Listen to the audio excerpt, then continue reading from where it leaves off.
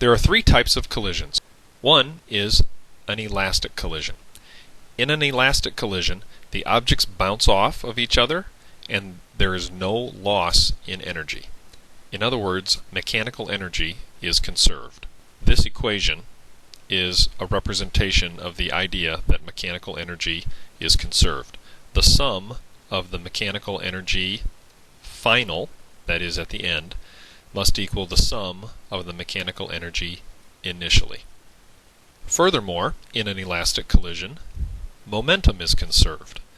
If you add up, that's what that Greek capital sigma means, if you sum up or add up, if you add up all of the momenta at the end and compare it to the sum of all momenta of all the objects at the beginning, those two quantities will be equal. The best approximate examples of elastic collisions would be billiards, perhaps, or a super ball.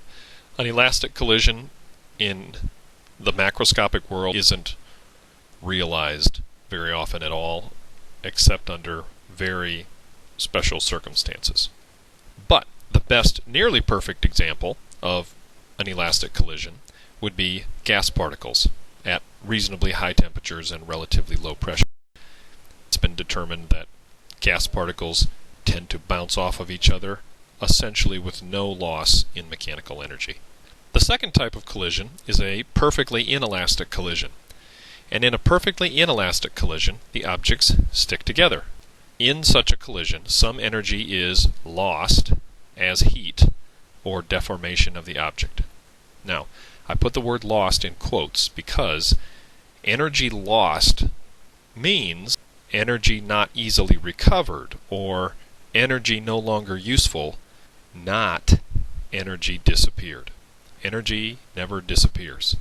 Sometimes it takes forms whereby we can't very well get at it anymore, but energy never disappears. So I just wanted you to be aware of that. Whenever we say, oh, well, there's a net loss of energy, what we mean is that there was some energy that has turned into heat and is not easily recovered, or it's no longer useful, but it definitely does not disappear. In a perfectly inelastic collision, while mechanical energy is not conserved, momentum still is. Some examples of perfectly inelastic collisions would be railroad cars coupling. The two cars are apart, and then one of them bumps into the other, click, and then they latch together. That would be a perfectly inelastic collision. A good tackle in football involves not only a collision, but then the tackler really should wrap the runner so that the two bodies stick together. The third type of collision is an inelastic collision. And in an inelastic collision, the objects do bounce off of each other, yet there is still some mechanical energy that is, quote, lost, unquote. Fortunately, again, momentum is conserved in an inelastic collision.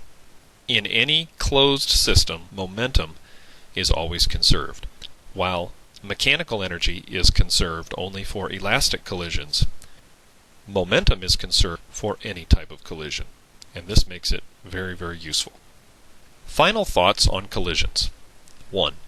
In an elastic collision, objects bounce off each other with no loss of mechanical energy. Both mechanical energy and momentum are conserved. Elastic collisions are rare in the macroscopic world, but are common between gas particles at normal temperatures and pressures. 2. In a perfectly inelastic collision, objects collide and stick together. Mechanical energy is not conserved, but momentum is. 3. In an inelastic collision, objects bounce off one another, but there is a net loss of mechanical energy. Once again, momentum is conserved.